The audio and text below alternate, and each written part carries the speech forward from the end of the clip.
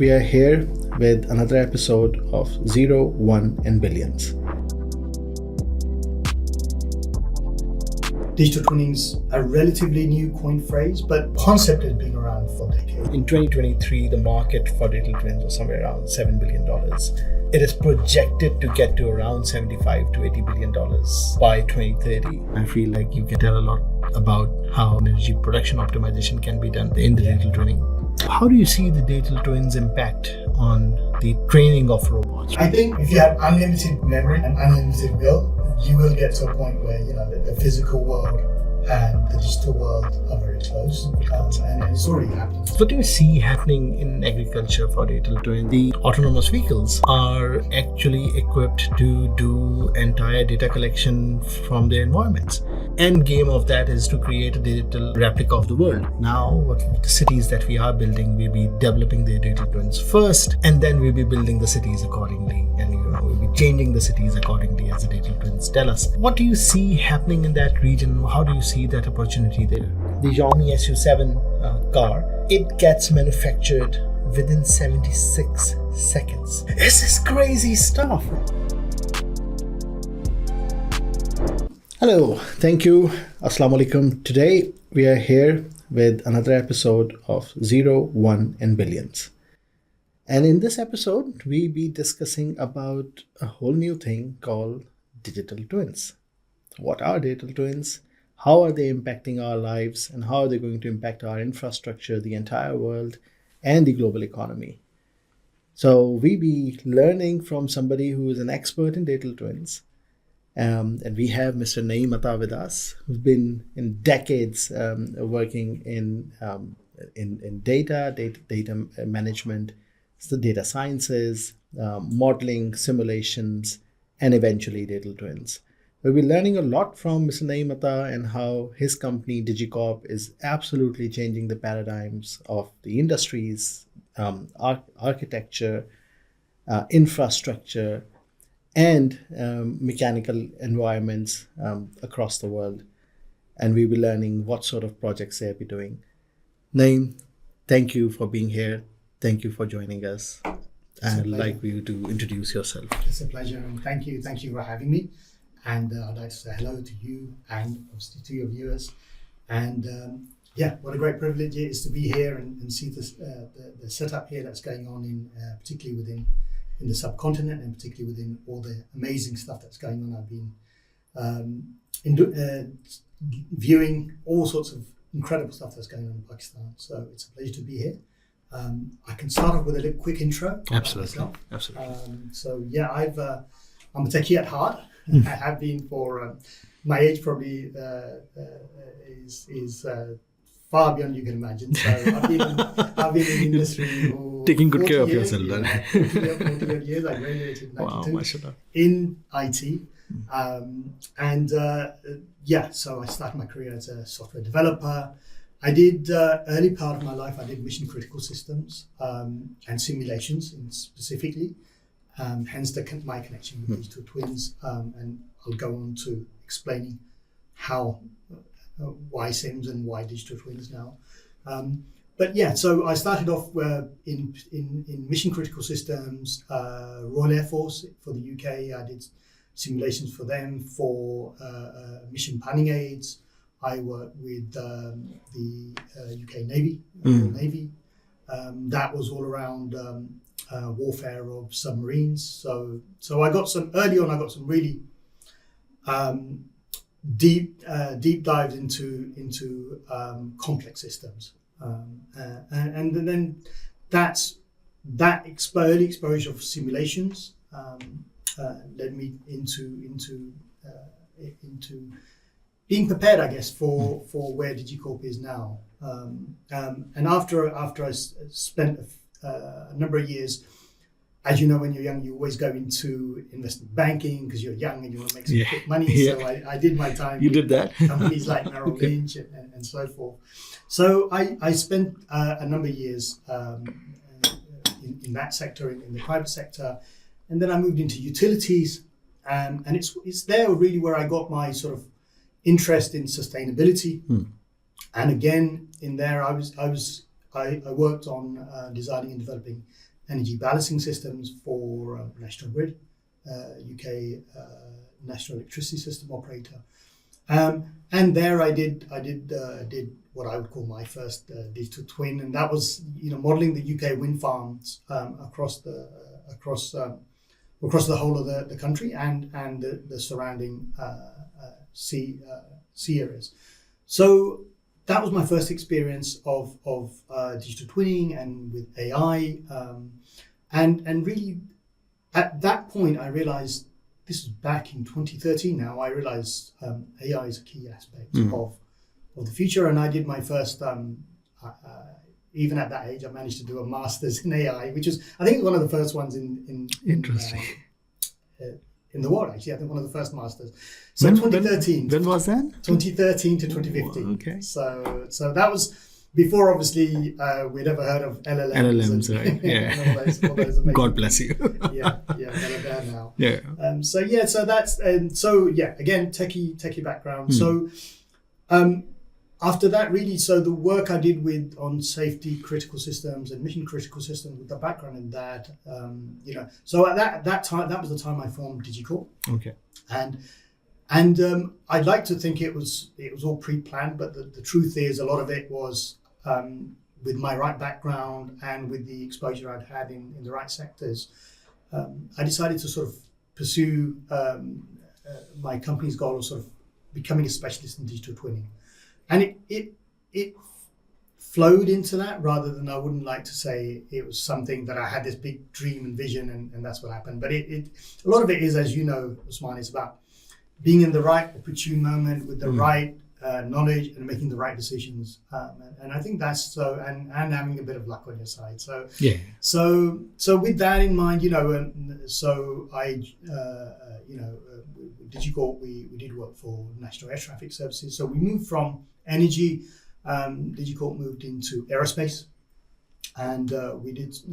In fact, that was a 5-year initiative that's still ongoing. That's just coming to an end. That was all around digital twinning of the UK national airspace, which is quite an achievement, because we plan to go live in the next 4 to 6 months, and it's going to be the world's first aerospace digital twin, which will be quite an achievement.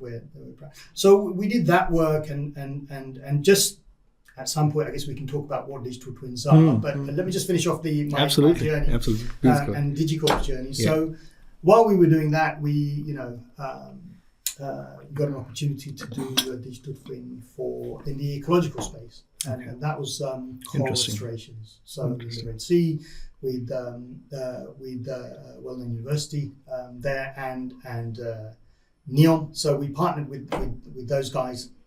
And we're in year 2 of a 5-year initiative there as well. So that's my background blended in with DigyCorp background and where we are today, really. And it's so exciting at the moment, Osman. There's so much. I mean, I know digital twinning's a relatively new coined phrase, but the concept has been around for decades. Yeah. As you know, when so many years ago, when you've probably seen the movie Apollo 13. Yeah. They had a physical environment. They were in space, and they had all the computer systems and sims. Right. Back in their NASA labs, and they programmed the sims to be in exactly the same state as the aircraft was, with the right. With the same amount of damage, with the same amount of center of gravity, and with the same amount of fuel left, because they had damage to the fuel as well. Yep. They lost fuel and they lost oxygen. So they practiced maneuvers to minimize the amount of thrust they need in to the lab. Conserve fuel in the lab. And once they got that right, then obviously they did that in the real world. So digital twins have been around for a long time, but the phrase has been coined quite recently. Yeah. So that's a great way of explaining what it is. So what it is, that now you just simply converted that into, rather than from a lab physical environment, you converted that into a data environment.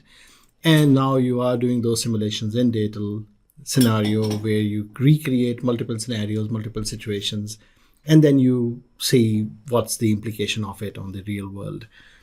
So yeah, great. So good to know that the DigyCorp is doing great, and you mentioned luck. I believe luck is the function of all this, that you know all that you have done, and then that opportune movement where you actually everything comes to fruition. So I just like to understand now, when you see the digital twin scenario coming up, how do you see the world embracing it? How do you see things are going to change around us? Why digital twins? I mean, can we not live without it? The question of any investor or anybody who you go to and say, hey, digital twin is necessary, and they will ask you why. Yeah. And what's the answer to that? Yeah, I mean, just for your viewers, in case there are some who don't understand the concept of a digital twin. So the Apollo movie is great to watch to give you the concept. But the idea is you have any physical environment and you cover it with sensors, and you monitor that, and you pull that data back onto a platform, and you learn from that data. You collect data over a certain period of time. And then you can do advanced things like, first of all, you can monitor it, so you can see what the actual physical environment is doing with all the sensors you have. So in the case of aerospace, you've got radar data coming in live, and you can model, for example, the UK airspace as the aircraft are moving. So that's very powerful for a number of reasons. One, so it's for monitoring. So that's what I call the what now scenario. So what is actually going on now? The situational awareness, if you like. And then once you have sufficient data, you can use algorithms, AI agents, whatever you like to call them, but learning algorithms that would train on that data and then learn the behavior of any physical environment.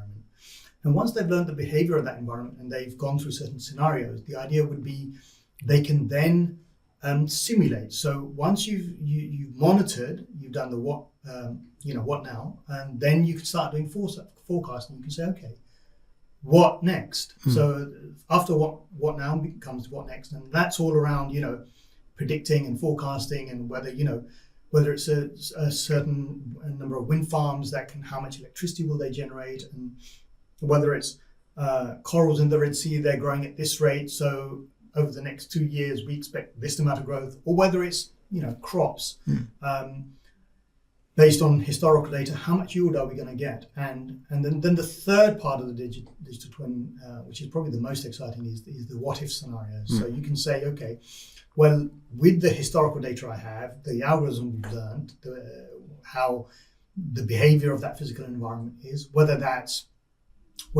crops, whether that's corals in the Red Sea, whether that's aircraft. You can say, okay, well, what if I did these interventions? How would that impact the actual physical environment? And that's really powerful, because that's almost the nearest thing you can have to a crystal ball, I guess, because you're saying, okay, if I did this, what would happen? If I did this? And the beauty of that is you can do a number of scenarios, and then you can say, okay, well, the optimal situation for me to do is this.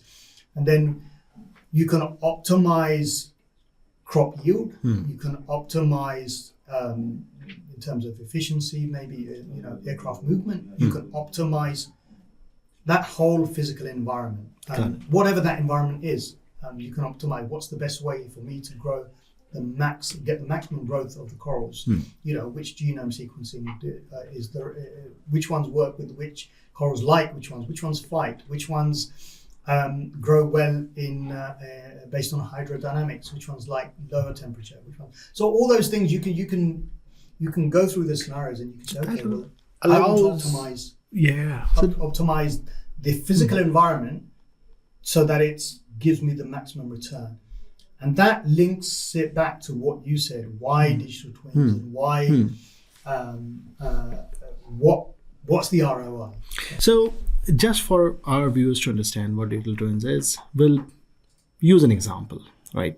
And we'll use an example of a large infrastructure project like a seaport. Okay. And let's say I operate a seaport, I'm the operator of a seaport. And you come into our offices and you say, Dad, Mr. Seaport Operator, you should have a digital twin because it will do you this efficiency, it will save you this much money, it will add this much to your capability, and it will help you predict those sort of scenarios. And I would say, okay, prove it to me. How much money would I be able to save? How much money would I be able to make from new revenues? How much I'm going to optimize my costs and my profitability and my operations, and what future benefits would it bring to me?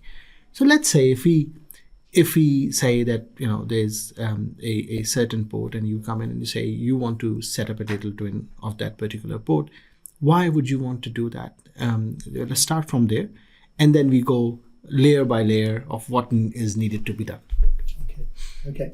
So, so taking that particular example. So if it's a port, so if I take any, as I mentioned, the simple concept, the way to look at it is you've got a physical environment and you need to optimize that. So the ROI comes from how much do you optimize that using the twin. So the first thing you would need to do is, in any environment, whether it's support, whether it's aerospace, whether it's corals, is do you have historical data for that? Okay. Right? So that's the first thing. If yes, great, that's a starting point. If no, then what we'd do is we'd come in and say, okay, we need some kind of a sensor strategy to figure out what type of data is. So the first thing to do is understand the domain. Okay. Yeah. We're not the domain experts. The digital twin guys, whether it's DigyCorp or we work with the domain in experts. partnership with the domain experts. Got it. So you know, for restoring coral, we're working with marine biologists, with aerospace, with air traffic control officers.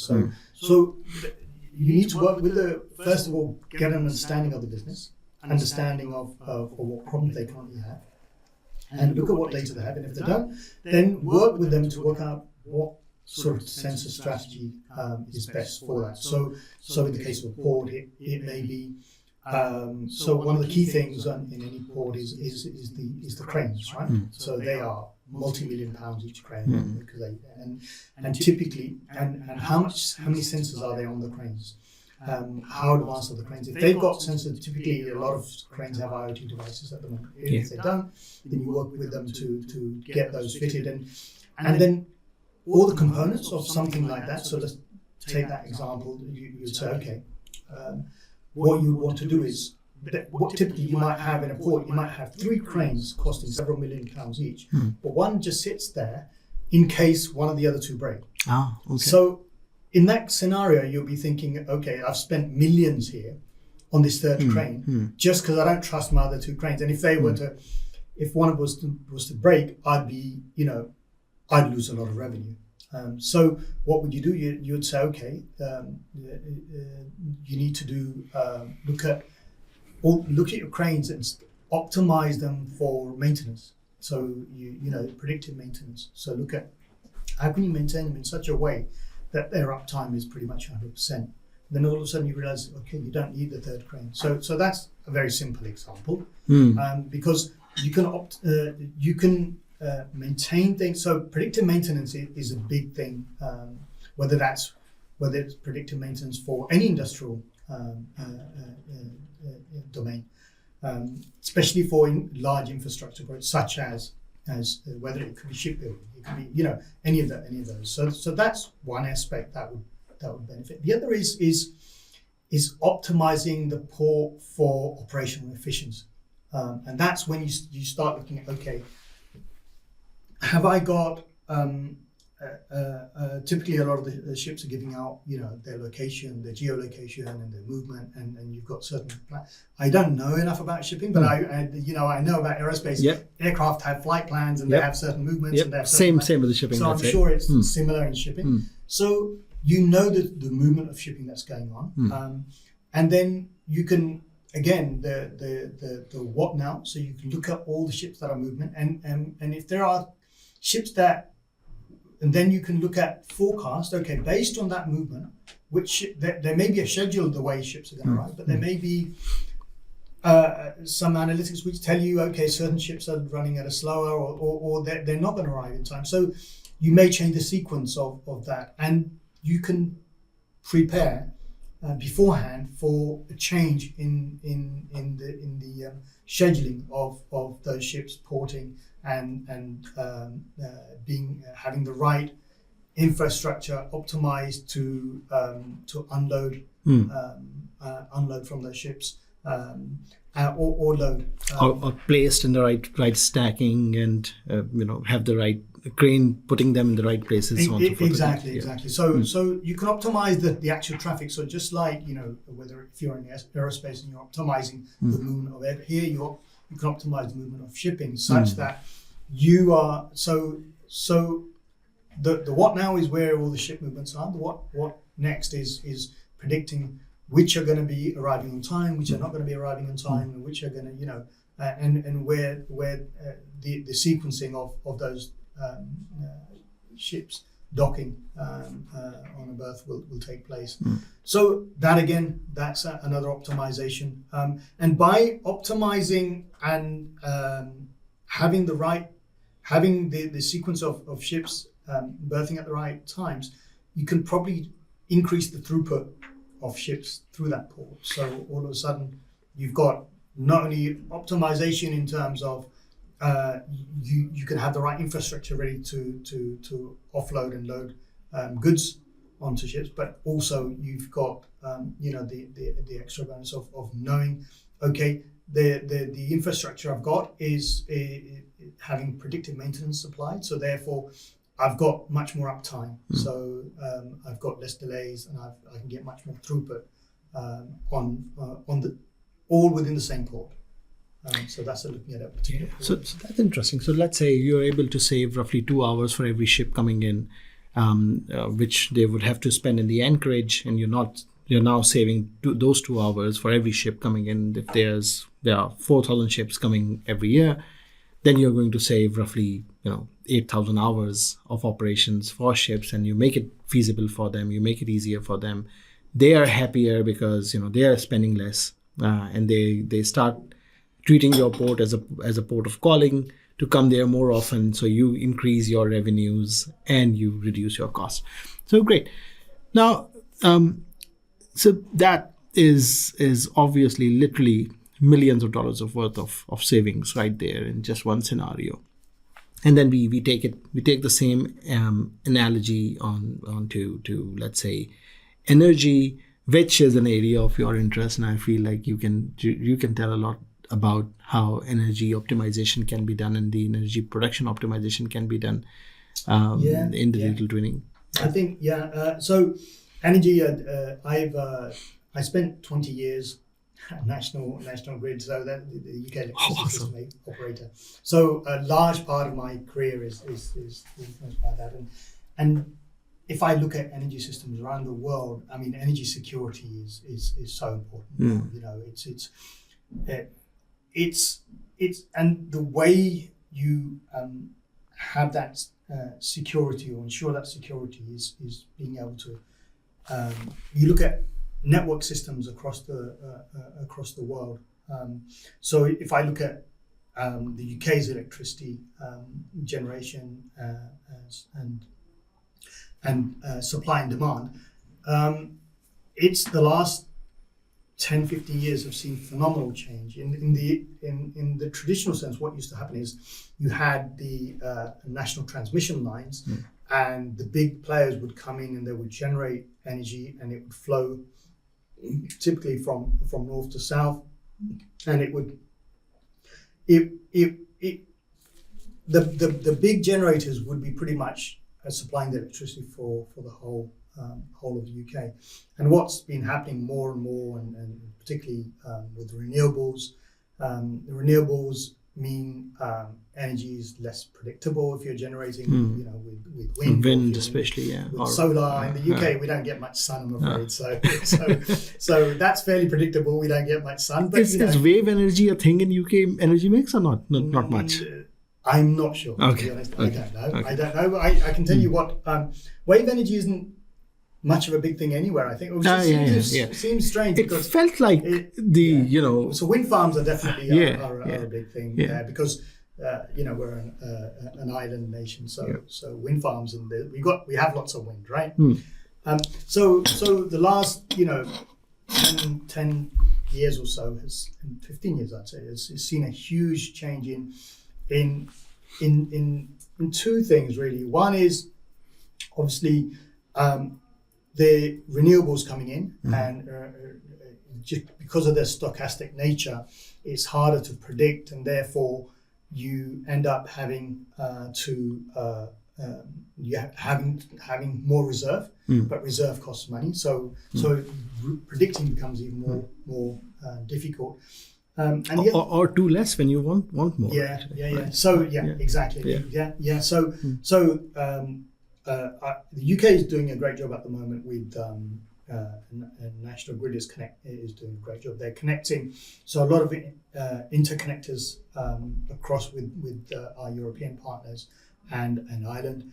And so when we have too much wind, we can export that energy across the interconnectors, so which is great. And when there isn't enough, so that's one way of getting rid of that problem of volatility in energy generation. But the other big thing that's happened is micro generation, and that's everybody having solar panels, and local farmers having solar farms. So before it was very easy. You had large players come in and generate a huge amount of electricity to balance supply and demand. But now you've got so much local generation, and at the distribution level, you have to be able to predict. Okay, you can't just look at the national picture. You've got to balance that with the distribution level and be able to balance supply and demand. So that's been a big challenge, I guess. But National Grid are handling it, and NESO in particular, which is now it's become independent now. It's the new electricity system operator. That's handling it very well at the moment. But that was a big change in the energy sector. And if you can, I'd love to be able to do this. If you can model using digital twinning, local generation and national generation, because there's a lot of the housing now, it's pretty much, I think, quite a significant amount of housing has now moved to smart metering. So, with the smart metering, you can, even at local level, you can see what's going on. So that gives you insight into the distribution network. And now when people start they can start, if they want to start using their cars as selling electricity back to the grid, or using it because they've charged it because the energy was cheaper at night. So there's quite a few moving parts to that, and being able to and to model that would be quite something. I'd love to be involved in that. Although it's been quite some time since I did some work with National Grid, but yeah, that those kind of challenges would be amazing. And then if you can model those environments, the good thing is then you don't need as much reserve. So then you've got you can say, okay, I can run my network at the optimal capacity, and not have to have all this reserve in case things go wrong. So I think it's becoming easier and easier, because now the sources for data collection are becoming are getting deployed across the world. We don't realize, but drones are getting cheaper. So you can capture a lot of information and images, which were expensive due to satellite imaging and whatnot. Now drone imaging is immediate, often a certain environment, certain situation, up close, better off. Then the other thing that we don't realize is the autonomous vehicles are actually equipped to do entire data collection from their environments. So any car which is equipped with LiDARs and 15 different sensors can collect a lot of data of a stretch of a road or a street, and the environment around it.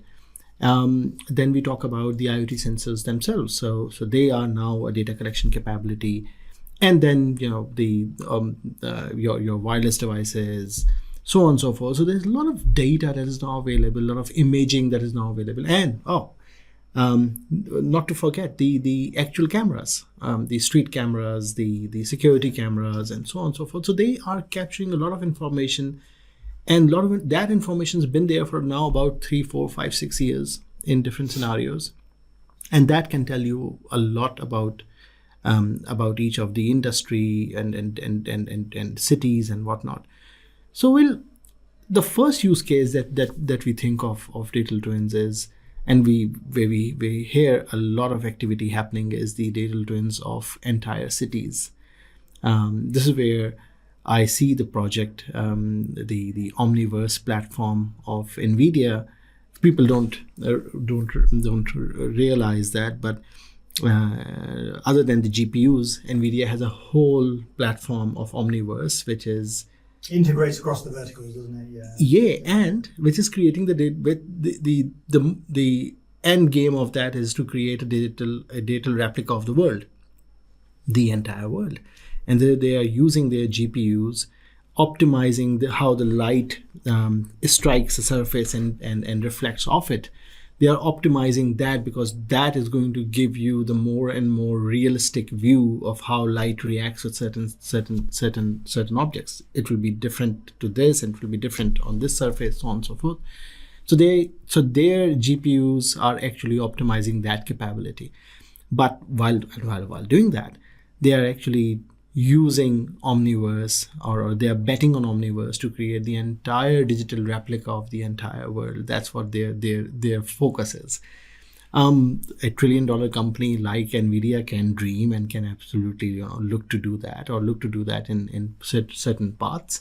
And we know that there will be a valley of that situation where they were trying to do that, and then they deplete their reserves and resources. And then, it will die off for a few months or years. Then it will have a resurgence. We've been there, done that in multiple industry cycles. And we know the same will happen here as well. So, but when you see all of these possibilities coming into play, and you say what the Chinese have done with the previous cycle with LLMs on making it cheaper, easier, do you see that same thing is going to happen in this particular race as well, where the world models, as they are now saying, beyond LLMs, are now the world model, where they are creating models of physical world and then training the AI into those models of physical world replicas? Do you see that field is getting exciting? The Chinese are going to come in and they're going to reduce the cost and reduce the resource requirement, optimize everything. How it will all play out? That's an interesting question. It's a loaded. Fascinating It's area, a loaded question. It's a really fascinating Yeah. area. It's a natural progression, isn't it? So even if you look at digital twins, originally we had sims, and there were very mathematical models. They would model the behavior mathematically of any environment, and then you got more and more complex. And now digital twins have got to a certain maturity. Even though I'd like to say they're very early on in terms of they've got to a good maturity in terms of research, but in terms of applications, it's just beginning.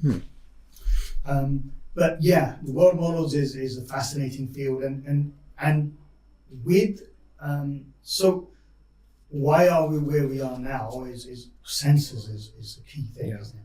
Everything is that the sensors just pick up the phone. There's so many sensors on that. A, they're very sophisticated. B, they're very cheap. And so whether it's a city, whether it's even with your transportation within cities, everything's got sensors. And right now there's so much data being produced. I always think of right now all our sensors are talking to us, but we're not listening. That's how I see it, because there's so much data coming out. You can't practically listen to everything. Wow. But if it's a natural progression that with companies like NVIDIA, you are moving more and more towards so that the resolution, the fidelity of data, the amount of data, that they use the expression, the volume, the veracity, and the variety of data, and that's still growing at a phenomenal rate.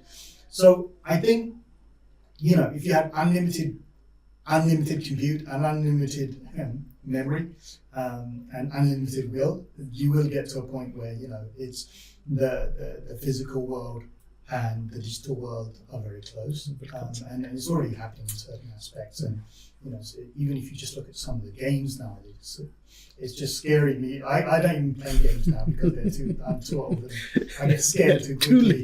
Whereas, I look at my son and he's playing, whether it's football, it's just so real. And if you look at the latest VR headsets, and if you wear those and you've got AR and VR, you're literally in the same space as the footballers. You can be celebrating a goal with them, in a virtual environment. And it's just and the resolution and the complexity of the sensors to stimulate all your senses to make you believe that something that is digital is actually real is scary. Awesome. That's great news. That's great information. So now, what I see and inquisitive about is there's a lot of investment happening especially in the Middle East region on developing new cities and literally from ground up, and they're dreaming up all these beautiful projects. The one thing that I heard that they said, we be doing, so they said today a city has been there for the past 200, 500 years, and the digital twin has been made of the city now. But they said now what the cities that we are building, we'll be developing their digital twins first, and then we'll be building the cities accordingly, and we'll be changing the cities accordingly as the digital twins tell us. What do you see happening in that region? How do you see that opportunity there? Yeah, no, it's a really fascinating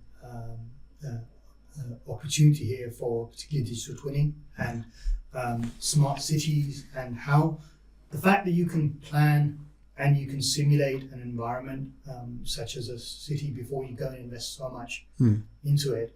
The fact that you can look at its capacity, look at its growth and project forward based on growth. What is it? What facilities are needed? How the city is shaped? What sort of transportation links are there? If you can use something like digital twinning to help you plan that, that's absolutely phenomenal, because it's saving you so much in terms of wrong spend. You spend the right things for the right thing and just the right amount.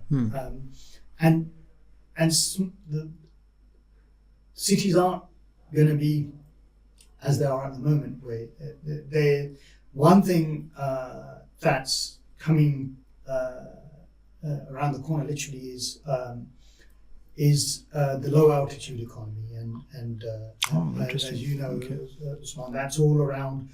Everything from skyscraper level down. How is that transport going to change? You're talking about the drone transport. So drone is drone. Yeah. So countries so it's interesting you mentioned the MENA region or the Middle East or the GCC. So those areas are the most enthusiastic about innovation, which is great. So a lot of them are taking the lead in this. The Saudis are, whether it's Dubai. So those guys are looking at low altitude economies, and in those parts of the world, one of the reasons it's great to have a sandbox environment in those regions is because it's easier to get the right permits and permissions to do all your low altitude testing of flights and drones. So that's why that's one of the reasons that area is taking a bit of a lead in this. But if you imagine a smart city where everything is interconnected and you've got whether it's a person or whether it's a parcel, and it's got to go from A to B. If you can plan the city in such a way that the movement of people and goods is optimized, and you can do that through simulation and through twinning, then you end up with a city that's very well laid out, very well planned, and it's future-proofed and future-proofed to the extent where I mentioned the low altitude economy. So that's all around. One of the aspects is whether it's drone taxis or whether it's drone parcels. So if you've got so much movement and you've got drone swarms of drones, you can't possibly control that with individual humans controlling, like they do at the moment, controlling aircraft. You've got to have algorithms. You've got to have algorithms that do things safely, and B, do things fairly. And by fairly, I mean, if a drone is delivering a kidney to a hospital, that's got a much higher priority than my KFC being delivered to my house. So all of these things, going forward, the infrastructure has got to be created to be modeled on digital twin. Model on that, and if you can optimize the environment in such a way that the city that it for new cities in particular, that it can it can be modeled to optimize those operations, then that's a huge plus. And it just, again, it's the convenience of whether it's drones or whether it's trains or whether it's any of the other key mobility pieces of infrastructure. Oh, that's interesting. So you're building a city in 3D, and then you say, hey, what's going to happen to this entire city if 60 millimeter of rain is going to happen in the next 90 minutes? Where the water catchment area would be, where the flow area would be, what area would be inundated, what area would be flooded, how the entire infrastructure is going to respond. So you can do this. You can model that. You can model that, right? In fast forward and see what would happen, as you said, with 60 millimeters. And then what size of canals do you need, and what all of those things. That is so cool. That is so cool. It's at the moment, as you know, particularly with climate change, weather is becoming more and more unpredictable, isn't it? And we've all seen the pictures of the floating cars in Dubai, or whether it's Saudi Arabia, or whether it's snow in Macau, or so you've all seen it. So unpredictability is one thing. So the infrastructure that we build has got to be secure enough, and it's got to be, the safety for people has got to be paramount for that. So hundreds of millions of worth of opportunity over there in terms of the spend on digital twins, not just for cities, and then and that gives us a segue into the how digital twins are going to change manufacturing. Few important things that I've been studying lately about the dark factories, or the humanless factories where robots are doing the entire thing, and they have converted the entire factory into digital twin, and then they fed that digital twin to the monitoring management system of the factory, and then it's running accordingly and saying, hey, this is normal, this is abnormal, I'm going to shut down this particular belt of manufacturing because some abnormality has happened. And all of that is predicted, monitored, maintained, managed through digital twins. And so how do you see that area? I mean, because now we are talking about individual machines digital twin, and then the entire sets of machines digital twin, and then entire tens of 20 sets, different sets coming together, working together, robots moving on the floor. So I read about the Xiaomi SU7 car, that it gets manufactured within 76 seconds.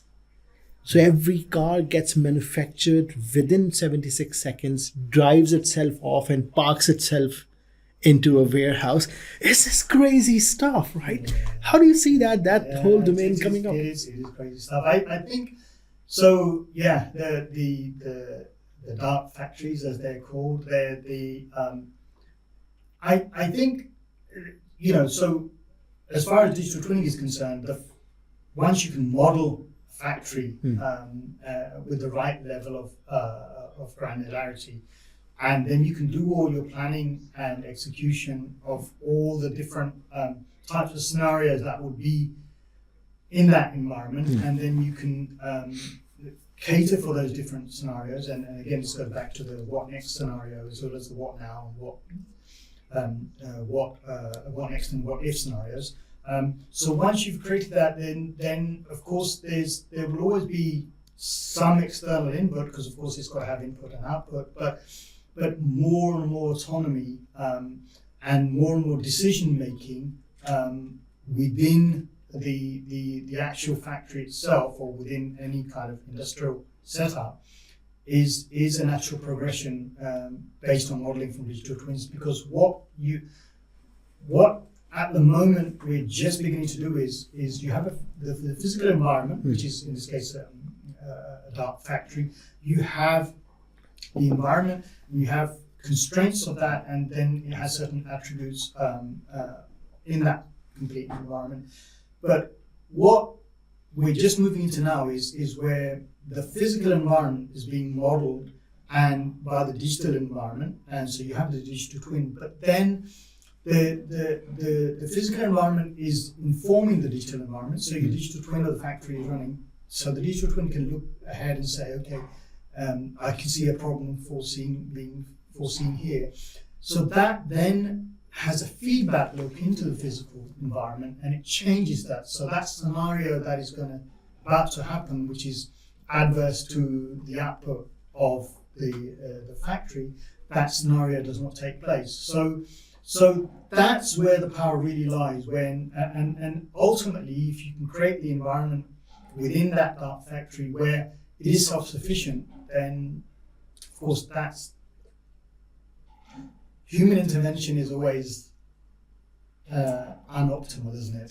So we're always, you have to go to the toilet, you have to go and have some food, do the coffee break, make sure our husband or our wife like it, and that's what makes us human, right? True. And that's our strength, but that's also a constraint on optimization. We are inefficient by design. Inefficient by design, but for us, efficiency isn't the number one thing. Yeah.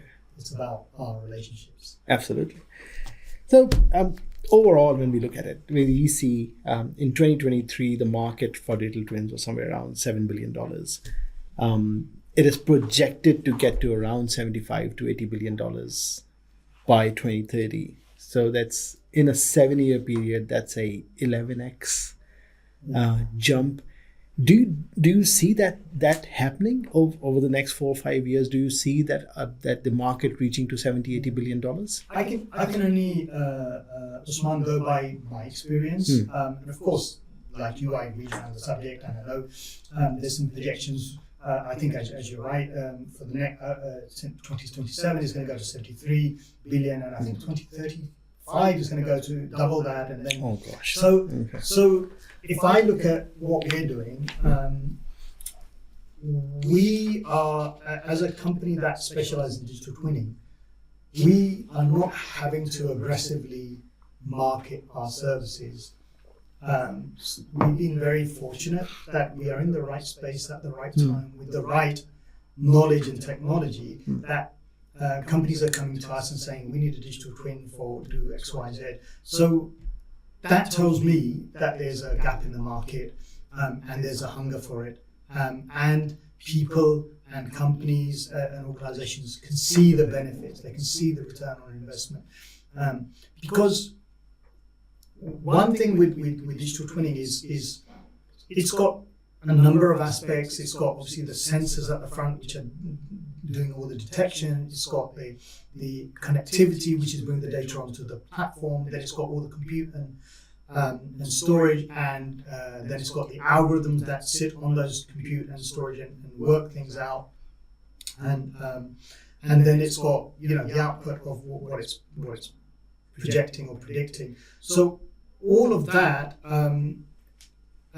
If I know AI has got a huge hype at the moment, but one of the problem with it, you've probably seen that caption where all the CEOs are saying, we need AI and we need it now. Yeah. And then people say, what do you need it for? And they say, it doesn't matter, we don't care, we don't know, but we need it now. So that's everybody wants to use AI, but I think the use cases are limited. But with digital twinning, it's very apparent, and the AI is modeling the behavior of the physical environment. So in that respect, I can see digital twins right now. It's a phrase that's been coined, but ultimately it will be absorbed into a operational system. Right. It will be part of any operational system as a standard. it will disappear. It will disappear. Just like, Wi-Fi has disappeared. IoT was a big thing. It disappeared. Big data. There's so much noise around it. And just to emphasize on that point, what that means is when Ray Kurzweil said, any technology that becomes inevitable, ubiquitous, it disappears. So you stop thinking about it. It's just there by default in the background doing its work. So that's what they mean with disappear. It does not mean that it goes away. It's there, but you stop, just like air. You stop thinking about it. And that's what I see happening in maybe 5 years down the road. Well, digital twins, in terms of something separate, they will disappear, but they will become integral part of any operational system. Well, that's interesting. So now, so we spoke about cities, we spoke about factories. Now, another factory, the nature's factory, which is agriculture, the food comes from there. What do you see happening in agriculture for digital twins, and why do you think that because it's highly disconnected, it's easy to say that you can digitize the farm ecosystem, but can you? How much can you, right? That's the question that you keep on asking yourself. And what's the benefit of doing that? Do you see any benefit of taking that industry to farming, agriculture, or is that we are just creating a solution which is looking for a problem sort of a scenario? No, I think any physical environment benefits. And take, for example, aquaculture. It's very archaic and old-fashioned in terms of fish farming. Fish farming, effectively, in terms of what technology it uses. And I'm not just talking about particularly, for example, in this part of the world, anywhere. So if you can take, so whether it's crop yield for an agricultural farm, or whether it's fish farming, or whether it's any of those environments, you can do certain things. You can detect disease. You can. So one is managing and detecting disease. Interesting. And being able to, intervene at the right time to stop it spreading. Or creating a predictive analytics of the disease potential spread. What direction, how much, right, and how acute would it be in a certain time of the month. We say if you spot the disease in July, that's the breeding season of those insects, and you can see, if that insect is there, it's breeding, it's gonna be, creating a havoc by the time July is over or August starts. So then a different sort of spraying and a different sort of containment would be required compared to you get to that disease in November and you say, it doesn't matter because these insects are going to die off in about 3 days anyways. So it's not going to be a big issue and you're not going to overspray it, stuff like that, right? Absolutely, yeah. So whether it's aquaculture, so if you detect disease in fish, or whether it's you detect disease in a coral, or whether it's you detect disease in, on a farm field. Any biological scenario. So being able to intervene at the right time, with whether it's medication or whether it's probiotics or whatever the solution may be, so that can help. That helps in terms of aquaculture in the amount that you output from your farm, or in the case of agriculture, again, it's certain crops and certain pests are about, and how you ensure that they don't. And it also maybe once you've got a good before we move on to the centers and how practical is it in agriculture, I'd say you want to optimize crop yield, but that wouldn't necessarily be just by controlling disease. You'd also have a healthier crop because maybe you're spraying less rather than blindly spraying every year a certain amount of pesticide. Maybe you do targeted areas, so then that's better for the environment as well. So there's and then when once you've controlled the disease, there's the other constraint of how do you optimize the growth of a crop, and obviously disease is one, but then there's also how moist is the soil, how much water does it need, how much fertilizer does it need. So if you optimize all of those, because more is not necessarily better, you optimize that complete environment, then you get the ideal yield, and then what is the ideal distance between plants of crops. So there's so many things so you can precision control and optimize for maximum yield from a hectare of land, or whether it's 1 cube kilometer of sea for fish, and also you've got the additional thing of looking at things holistically. So if you were looking at smart farming, so you look at fields adjacent to each other, and you can look at the bigger picture. Cross-pollination, maybe. Okay. So then you map the entire country for that, and you predict the yields and whatnot. And I just wanted to touch one last thing. Yeah. You mentioned how practical is it for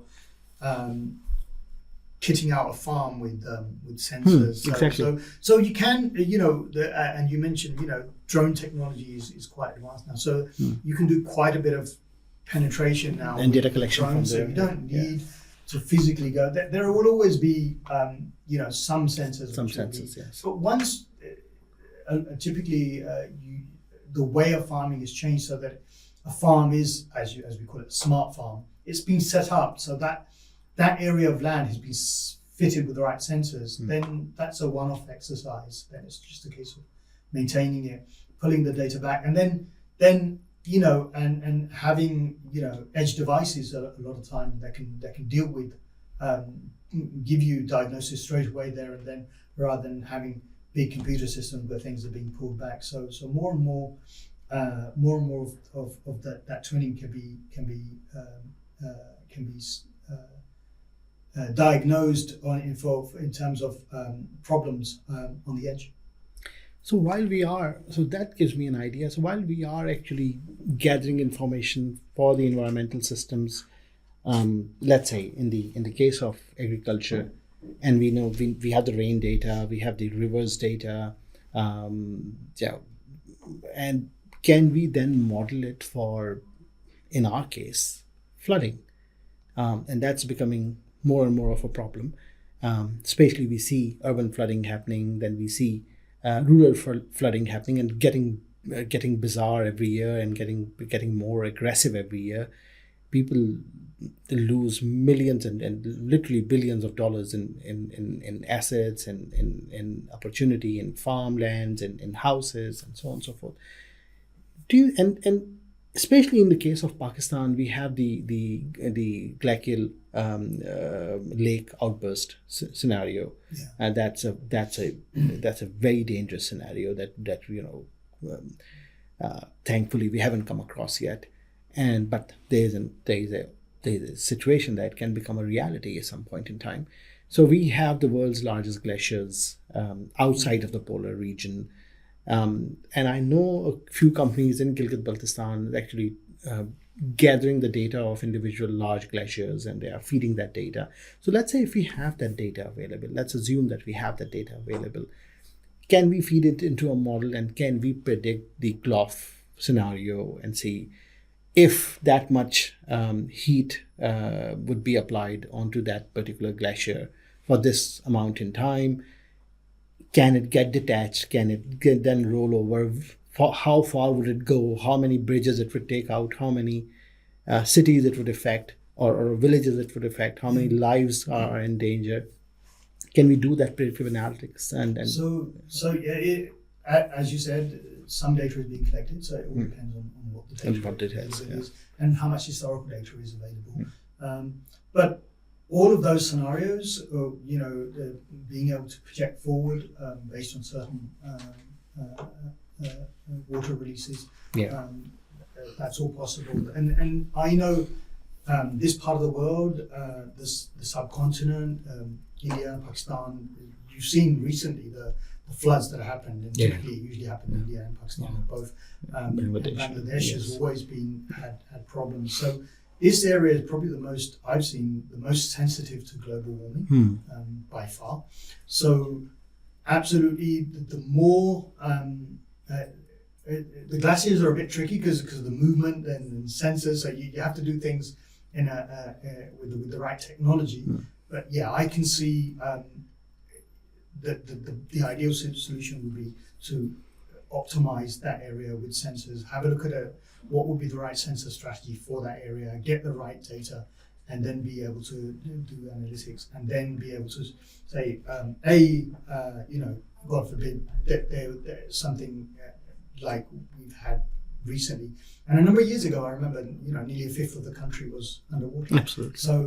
So be able to predict that, and look at how communities would be impacted, and what can we do in advance, and how can we plan countries in the subcontinent in terms of their city planning and in regional planning, so that at least the thrust of most of that flooding is avoided.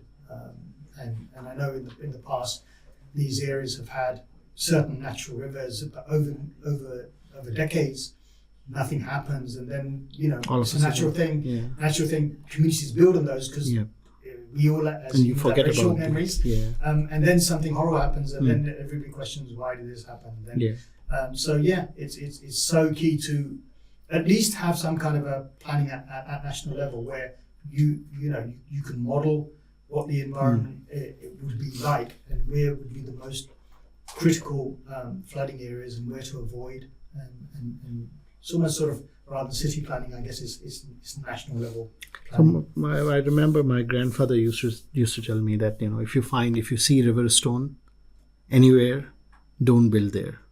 Yeah. Right, because the water retains its memory. It's gonna come back. If there's river stone there was a river some point in time there. Okay, great. So now we have seen how you can actually create the infrastructures digital twin and functioning factories and agriculture scenarios digital twin, and then how the environmental digital twins. Now, robotics, as we are now seeing, people are saying that's the next wave of technology. It's already happening, and we see now Amazon's warehouses have more than 1 million robots in them. China has is releasing one humanoid robot after another every month, and now I think the cheapest that I've seen was for $5,800 by Unitree, and the typical ones are somewhere around $13,000 each. Now, what do you see the robots becoming part of our environment more and more? They would now need to actually learn more. They would now need to get efficient in their learning. How do you see the digital twins impact on the training of robots, from the environmental training, how to handle a certain situation, how to lift that glass up, how to put it down so that you don't break it. You don't put it down from here, you have to put it down here. Stuff like that, those scenarios, there can be tens of millions of scenarios that can be generated. How do you see that impacting the readiness of robots? Yeah, no, that's a difficult question.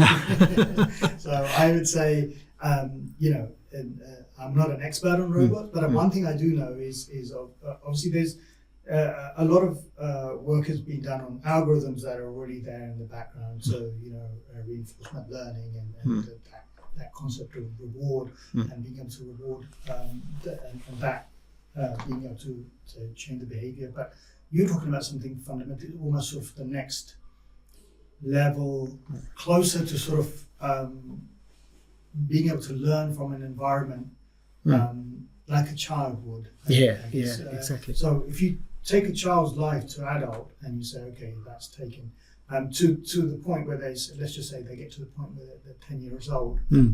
All that learning has happened over 10 years, and if you can get we're far away from this, but if you can get a robot to learn something similar over 10 years, but do it at 1,000 times the speed or whatever it may Exactly. be, then Exactly. then suddenly all of a sudden you've got somebody that's grown up very quickly.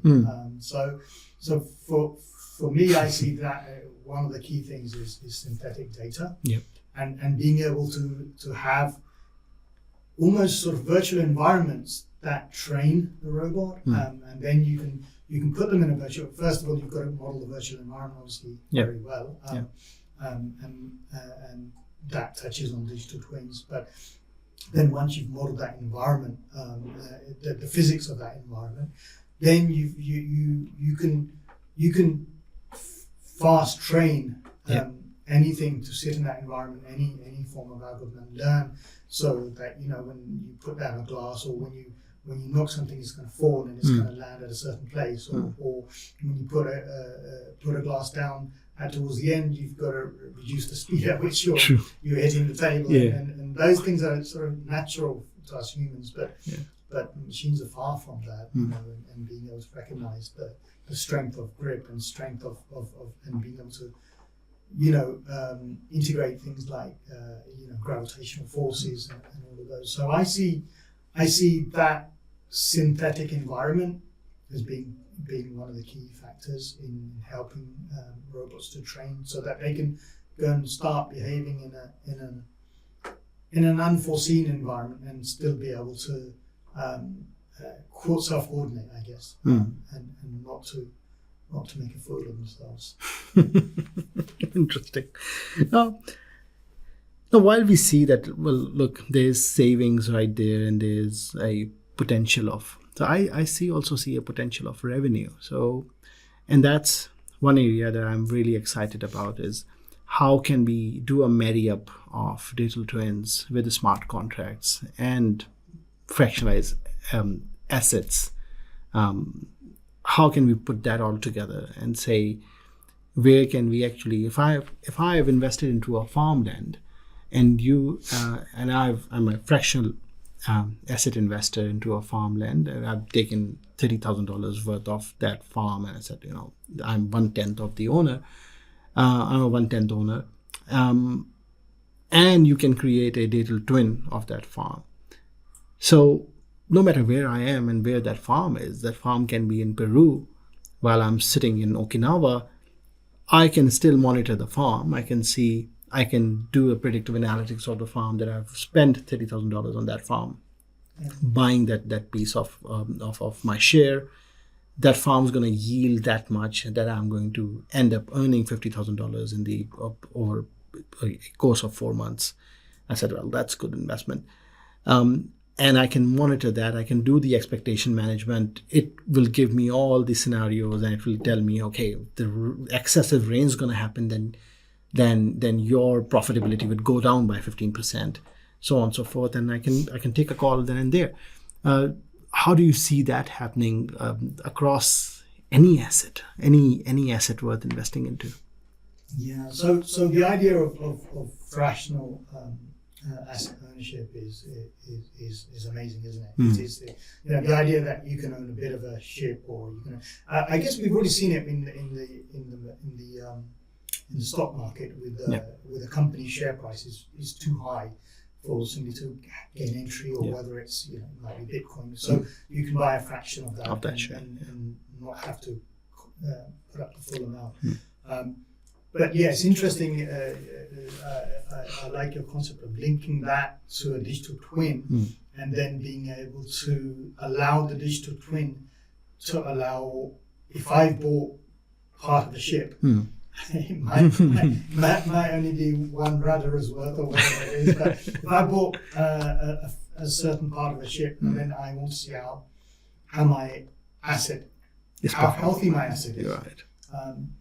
I think that's a really cool part that twins can play, and the fact that you can monitor something and you can make entry-exit decisions based on how that asset is doing. You don't need to go and visit that farm physically. You don't need to go and say it's there in the digital. You can look at the digital footprint, and you can do all kinds of evaluations on it, and you can make and that digital asset. That digital twin for that asset would be available to all the people that have invested in in that particular asset. So, you as an individual are empowered to make decisions on how that asset is doing. You might, depending on how the complexity of the twin, the probabilities of X, Y, Z happening, and based on environmental factors or external factors, you might think, well, okay, now is the right time for me to exit that, or maybe enter that. Maybe if you're looking at if you have access to those twins in an open market. So I can see the benefits, and I can see how it would help fractional ownership, where you don't wait till I don't know, the end of the year report to kind of see exactly how things are going. You can actually monitor things yourself and take, I guess, in some respects, take pride or think now's the time to raise your price. Yeah, exactly. And then whether that's property, whether that's whether that's a tanker, or whether that's any of those assets. So absolutely. That makes sense. So then now, so let's say you are an IT company or a gaming company in India and Pakistan and whatnot, and it scares you of the potential of AI disrupting your business, and you are a services company, you do technology services. Digital twins are actually a very cool area to venture into and say, your data is a factory before, and where you put an ERP into a factory, and now you know that much about the factory. You know that it's collecting data. It has cameras. What would enable such a company to get into that digital twin space? Let me maybe if I talk through what my strategy is for DigyCorp, that might shine some light on getting into digital twinning generally. So if you look at the various parts of the twin, so there's the physical side, which is sensors that observe the physical side. Then you've got the connectivity, which brings that data back, and then you've got a platform. They used to be called big data platform, but any kind of platform which lands the data and has vast computing storage and has frameworks for and has the right environment which is secure, and then you have algorithms which look at that data and they learn from that, and they mimic and they learn the behavior of that physical environment. And then you have the output, which can be either some kind of a 3D visualization, or some kind of predictive analytics, or some kind of maybe even some decision about feeding that back into the physical world to optimize it. So any of those areas, so whether it is part of the digital twin. So if you look at the entire ecosystem, in there you've got pretty much all the skills you can think of in IT. So you've got a complete end-to-end digital solution. So starting off, you can take any one of those areas and grow. If you're a particular startup, of course, you're not going to be able to say, okay, I've got experts in all of those areas. But the way I've worked and I look at DigyCorp and how we grow is through collaborations. Right. So obviously the type of collaborations we have changed over the years, but what you want is people who. So I encourage our company to partner with companies that are already in the physical space. Okay. So that could be sensor companies, because they're already being used by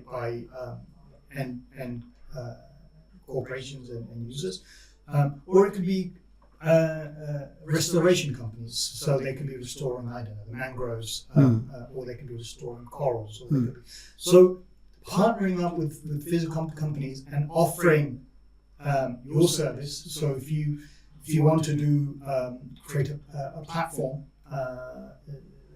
that brings that data in and allows you to be able to share that data with other colleagues.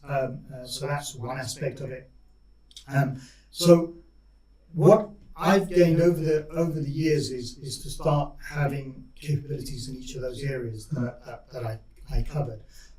So for a company to come in, first of all, I would suggest they specialize in one of those areas, and then they partner with other companies that are not in their area. So you partner with an AI company, you partner with companies that do the sensor technology, and initially maybe something like a reseller. But the benefit of partnering with those companies is who are on the front line is they have clients, so they see the benefit of bringing you on board so that they can upsell their services, so you can initially sell your services through them, so that to pull all the data, just doing something simply as integrating all the data sources into one place and being able to look at that holistically. Sounds very easy, but even that is quite complex. And then if you partner with an AI company, that they can do the AI, so you can have a number of those specialists, and together you can create a digital twinning capability between you. And then over time, so that's what I've been doing over time, creating my own capabilities in each of those areas to the point now where I feel like I can cover all the aspects. Of course, I'm never gonna venture into designing sensors. Right. So I know my limits, but collaboration, partnerships, that's the easiest way to start with. And you will always be as we were saying earlier, there's so much room for growth for everybody. There's no need to fear. I'm going to partner with this and this. There's plenty of opportunities for everybody. So openly collaborate with people and work together. And I think that, particularly for people in this part of the world, I think it's a great opportunity right now to take the lead in digital twinning. And while for the next 4 or 5 years, it's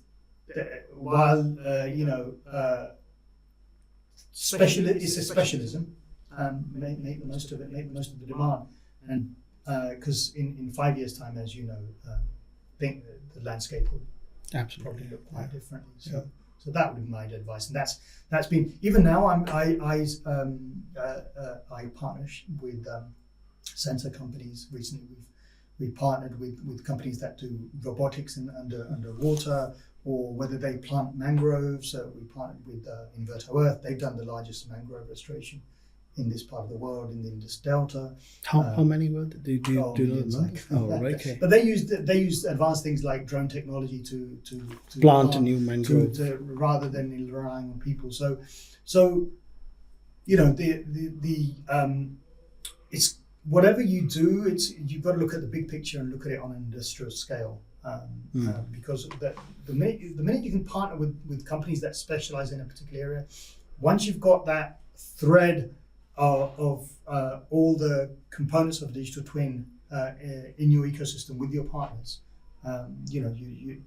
another example would be partnering with people who do 3D visualization, or people who do specialism in GIS, or whether they do any of those areas where it's closer to modeling the physical side, and try not to initially anyway to do everything yourself. That would be my recommendation. So when we say that, let's say you are a company with previously you were a call center, and that's my very worry with that we have, India has, Bangladesh has, Philippines has a lot of people who are in the call center industry. I'm just giving you an example of how to actually, I'm asking you, can we retrain them? So there are people who are in that domain, and the automation in the call center industry or the BPO industry is going to kill a lot of jobs. And these kids, we need to retrain them. We need to give them a direction. And then we see a lot of opportunity in digital twinning. And we see that a lot of kids that we already have, they have the AutoCAD capability. Some have the basic ArcGIS capability. How can we reskill them, retrain them? What do you think?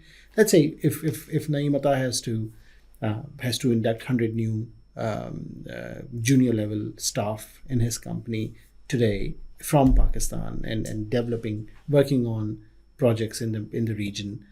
What sort of capability are you looking for at the moment? A. B. What sort of upskilling would you be doing for them?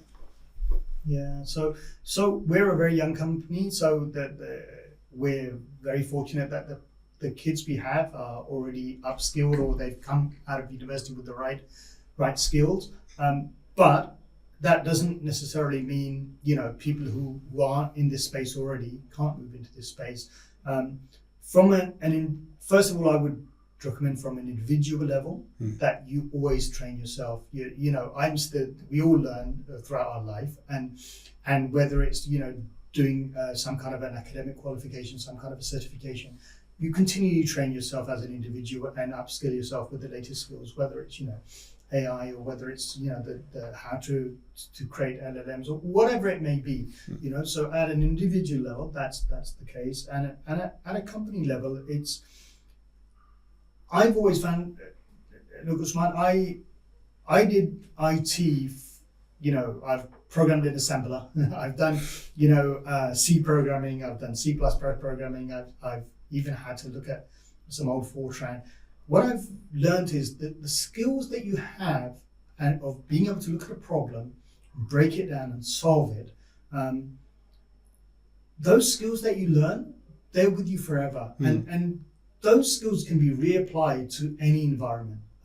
So what I would say, I'm always sort of trying to, and there's so much educational material now, and there's so much training available online, and it's so reasonably priced.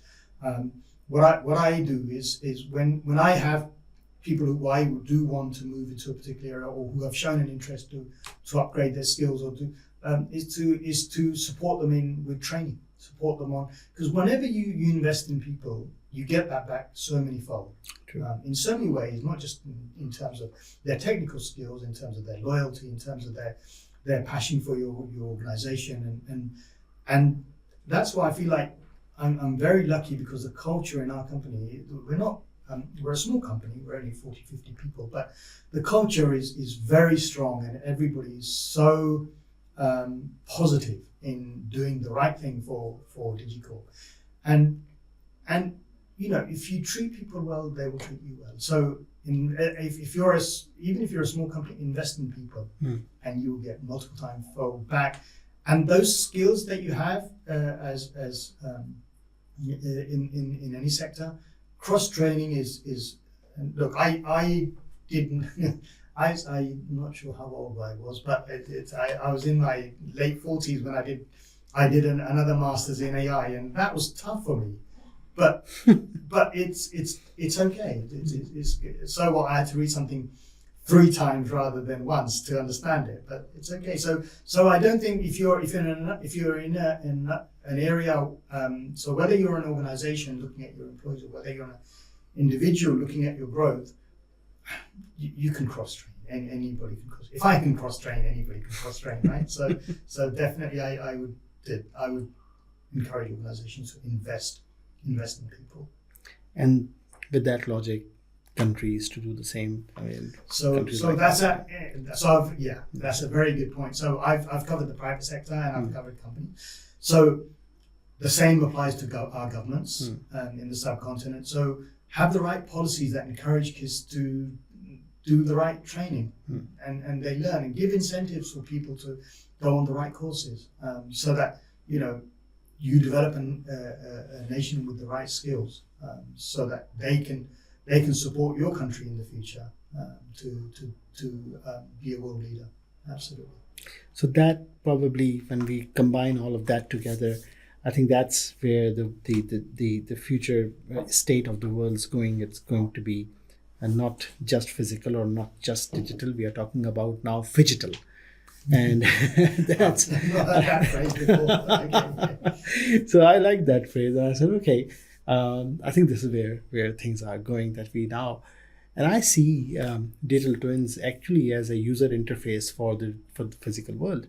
So I see it as a UI for physical world, and I think that with with the quality of the companies that we hear and the quality of the human resource that we have here, we can probably very quickly train a section of the industry and a section of our human resource very quickly into becoming a center for digital twinning, at least in this part of the region, and then going beyond. And this can probably be a service export for the country for next couple of years, or at least a decade, I believe.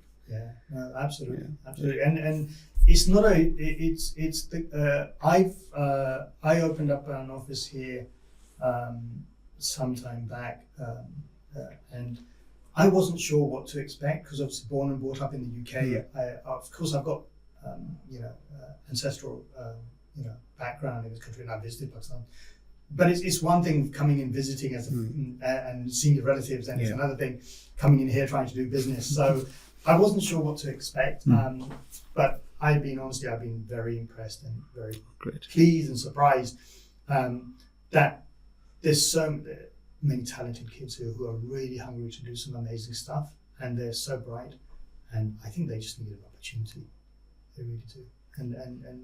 And this is one of those areas where the opportunity is there, and I think it'd be great if some kind of national policy was there to support it and support these kids, because it could really transform the future of these kids. And as you said, so many other areas are being automated. So you've got to always look for the next big thing.